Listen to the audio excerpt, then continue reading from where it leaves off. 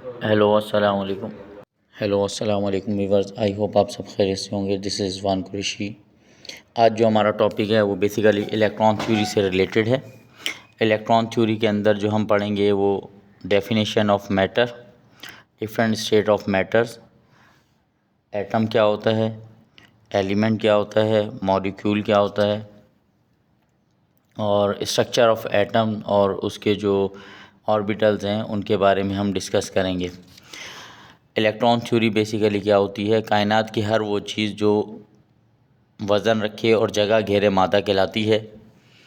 अल्लाह ताला ने हमें हवा से खामसा अता की हैं, उनकी मदद से हम अपने इर्द गिर्द मौजूद मटेरियल्स का मुशाहिदा करते हैं और उनमें होने वाली तब्दीलियों को देखते भी हैं और महसूस भी करते हैं।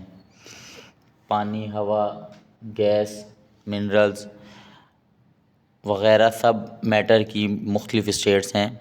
पानी को ना सिर्फ हम देखते हैं बल्कि महसूस भी कर सकते हैं, जबकि हवा को हम सिर्फ महसूस कर सकते हैं।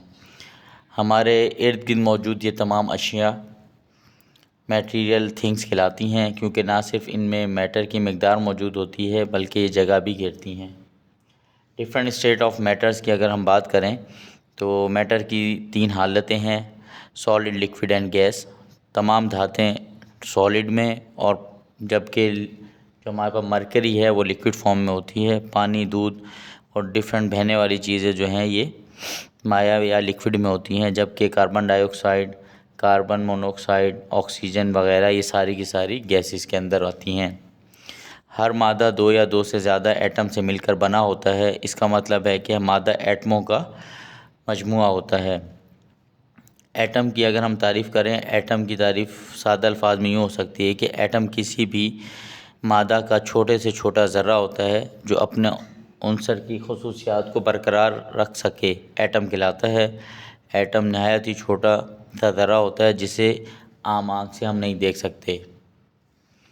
मॉलिक्यूल क्या होता है? किसी एलिमेंट या कंपाउंड का छोटा यूनिट जो आज़ाद ना रह सकता हो, ये हमेशा न्यूट्रल होता है। ये एटम के मिलने से वजूद में आता है और क़याम पज़ीर यूनिट होता है। एलिमेंट ऐसा मटेरियल है जो एक ही किस्म के एटम्स पर मुश्तमिल हो, एलिमेंट कहलाता है। इसे केमियाई तरीक़ों से सादा कर अज्जा में तब्दील नहीं किया जा सकता। कुदरती तौर पर दुनिया में जितने भी एलिमेंट्स हैं वो मुख्तलिफ़ मिक़दारी निस्बतों में पाए जाते हैं। अगर हम एटम के स्ट्रक्चर के बारे में बात करें तो एटम के अंदर बेसिकली इलेक्ट्रॉन, प्रोटॉन और न्यूट्रॉन्स होते हैं। इलेक्ट्रॉन उसके शेल के अंदर रिवॉल्व हो रहे होते हैं, जबकि न्यूक्लियस सेंट्रल या कोर पार्ट जो होता है उसमें प्रोटॉन और न्यूट्रॉन होते हैं। इलेक्ट्रॉन, प्रोटॉन और न्यूट्रॉन होते हैं। प्रोटॉन पे पॉजिटिव चार्ज होता है और इलेक्ट्रॉन पे नेगेटिव चार्ज होता है। एटम जहाँ खुद मादे का छोटे से छोटा ज़रा है, वहाँ एटम नहायत ही छोटे छोटे ज़रात पर मुश्तमिल होता है, जिन्हें इलेक्ट्रॉन, प्रोटॉन और न्यूट्रॉन कहते हैं।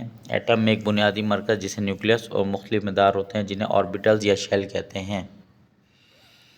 मुख्तलिफ एटम्स में शेल की तादाद मुख्तलिफ होती है, जबकि एटम्स के आखिरी मदार को वैलेंस शेल कहा जाता है। एटम बुनियादी तौर पर एक न्यूट्रल ज़रा है, इसलिए इस पर कोई चार्ज नहीं होता। एटम पे एज अ होल कोई चार्ज नहीं होता। मादे का एक मॉलिक्यूल तो अपने आज़ादाना वजूद कायम रख सकता है, लेकिन मादे का एक एटम अपने आज़ादाना वजूद को कायम रख भी सकता है और नहीं भी, इसलिए ये फ़ौरन किसी दूसरे एटम से मिलकर मॉलिक्यूल बना लेता है। उम्मीद करता हूँ आज की वीडियो अच्छी लगी होगी। नेक्स्ट वीडियो में नेक्स्ट टॉपिक के साथ दोबारा हाजिर होंगे।